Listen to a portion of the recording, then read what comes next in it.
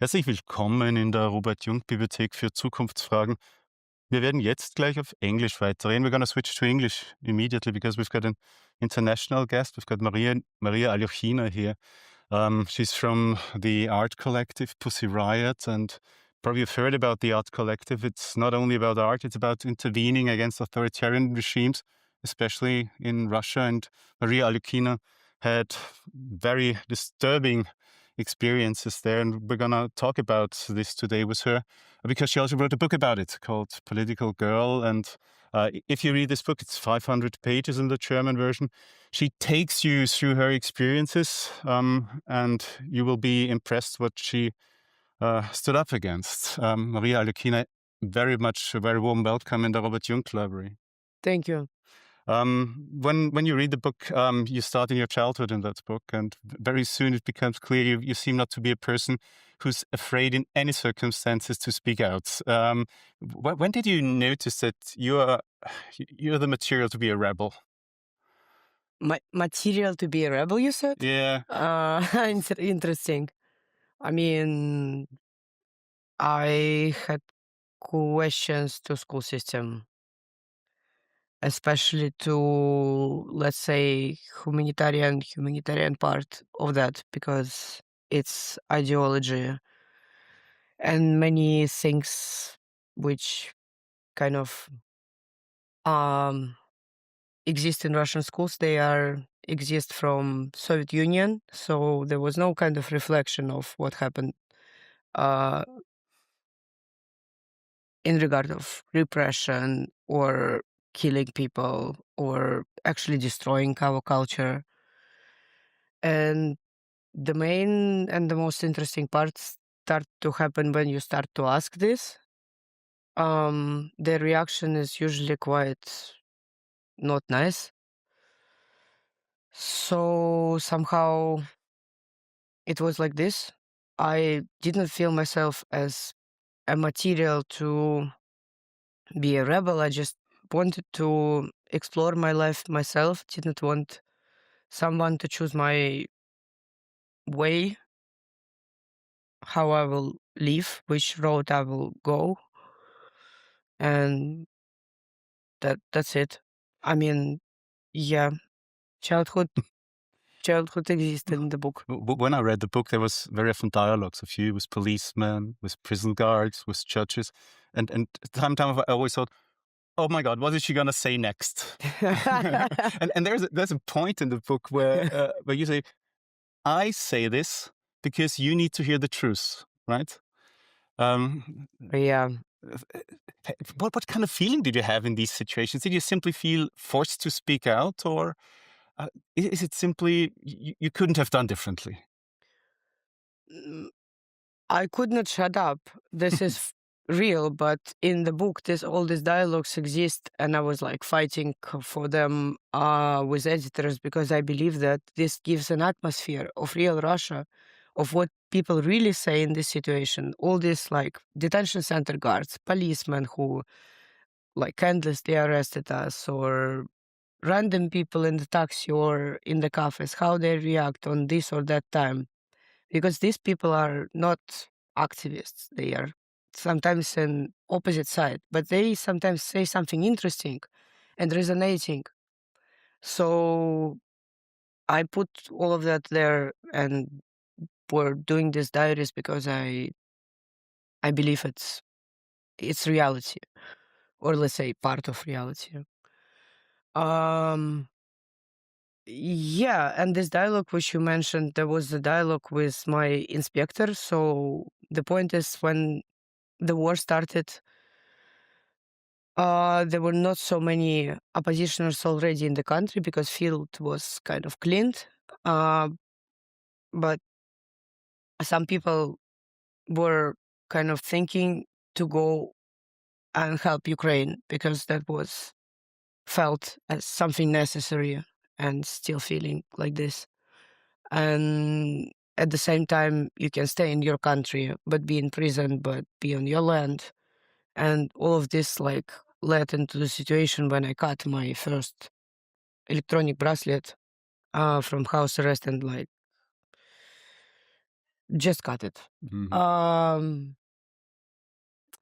And I went to inspector to write an explanation why I did it, because I wanted this fucking criminal case to be finished officially.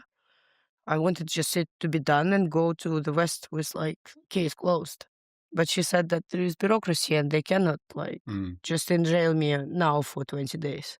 It should be like this and that and this and this and that. And then I said I will go. Mhm. These dialogues, that's very interesting that you said you really insisted that they are in the book. They really give a good picture how an authoritarian system works. The individuals sometimes have this ambivalence. They are not, oh, I love, that's not in any way what they say. They just say, well, if you want to, this, it looks like they wouldn't, they would prefer a different outcome. Would you say this is a sign? Yes, this is how an authoritarian regime works. Even if people don't fully agree, they do what they say. Or would you say these are first cracks in the system? I don't agree with you that this is a characteristic of authoritarian regime. People, beginning of the quote, just do their job, end of the quote, quite everywhere. I mean, it's bureaucratic characteristic, not authoritarian. And people really, in many countries, lose the sense of what they are doing. But they are doing it because the boss said that, or it's their job, or there are circumstances where they could not lose it. The point is that in authoritarian regime and totalitarian, these people are do quite heavy persecutions and sometimes killing people. This is quite different. I would not say that this is a crack in the system, because to have a real revolution, people need weapons and people need a source of information. So basically, what Putin did first with the country, he started to control media. By control, I mean a full control, full control. It means that everything what is shown on TV is directly directed from Kremlin by direct instructions. And same with institutions like schools, universities, church, by the way. And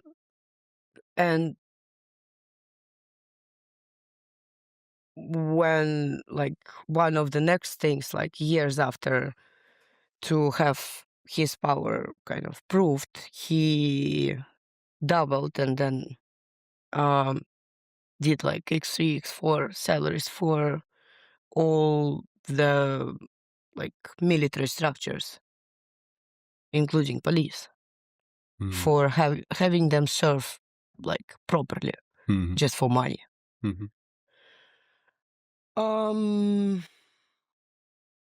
So yeah, I mean, when I was in the country, and I'm not in the country for 4 years already, since May of 2022, all the people I met, almost all the people, 90% of the people, didn't support this regime from the heart. They just couldn't do anything. One of your strongest weapons that you always used was, of course, art. In hindsight, if you look back to the importance of art to it, how would you characterize it? How important was that you were an artist, a musician, in challenging that system? I'm not musician. Seriously, and Pussy Riot is not the band. Pussy Riot is political art collective. So there are musicians there, and music, in many ways, is a very strong way to provide an information and give a feeling of this information. So from the very beginning, it was like this art. I mean, how important? Of course, it's hard to answer the question. Is art important or not? Of course, yes, because artists can ask questions which are uncomfortable for this or that regime in the way which people did not explore before, innovate. Mm-hmm. And the point is that more state is totalitarian, more they want to provide only one picture of reality of what exists now and what should be in the future.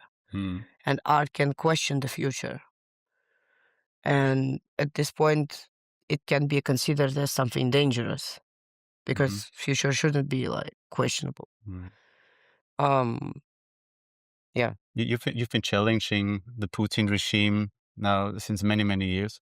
The Russian regime has changed, got even more authoritarian, and especially the war against Ukraine really made a difference.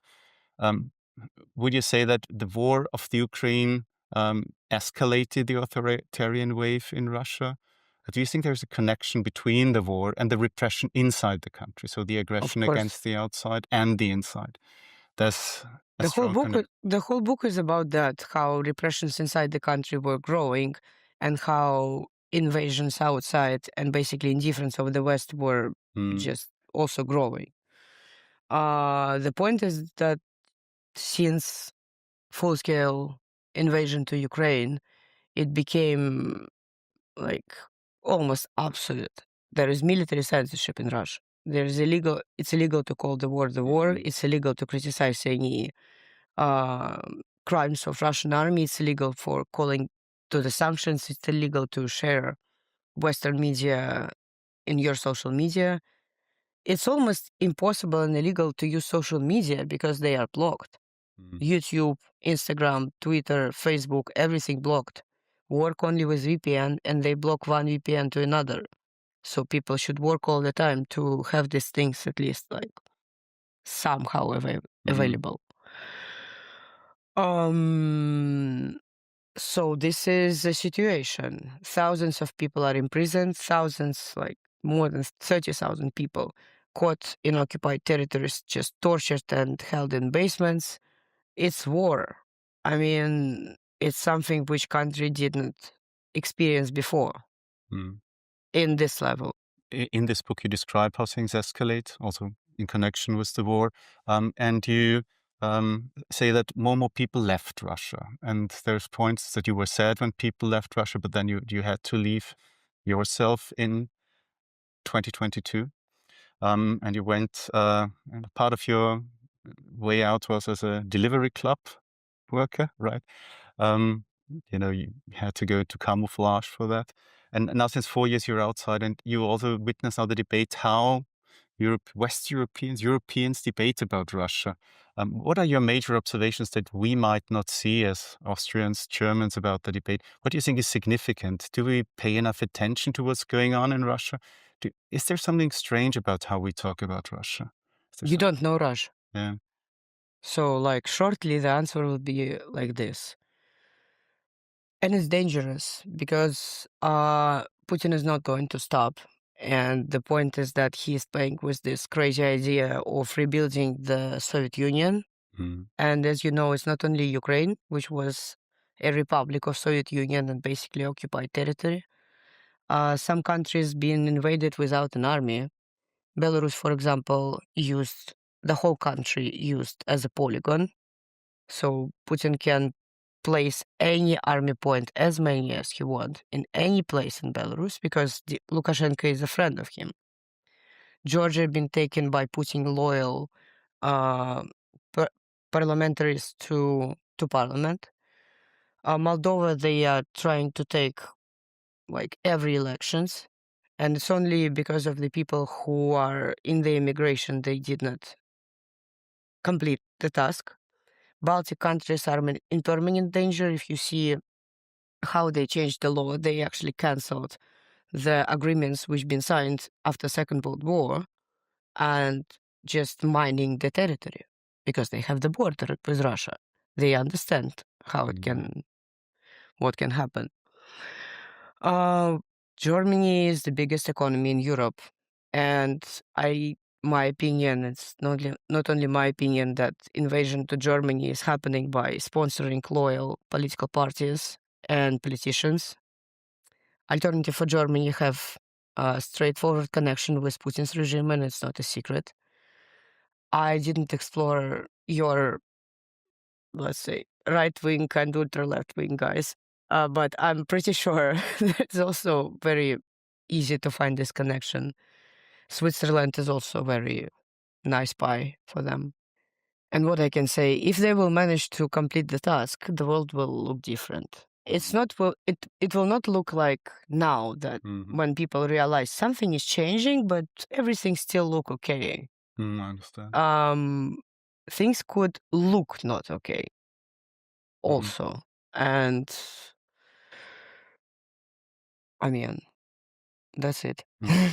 Well, as this is about your book, Political Girl, the interesting thing is we really follow you through your life and these experiences, and that's exactly what you say. We don't understand Russia. If you read your book, you kind of feel to have an idea what's really going on there, and it's not something abstract; it's something real that happens. What I was sometimes thinking when I read the book is, how did you feel when you recalled all these episodes? Was it easy to write the book? No. I mean, the book was mostly, diary has been written in Russia, in different parts of Russia,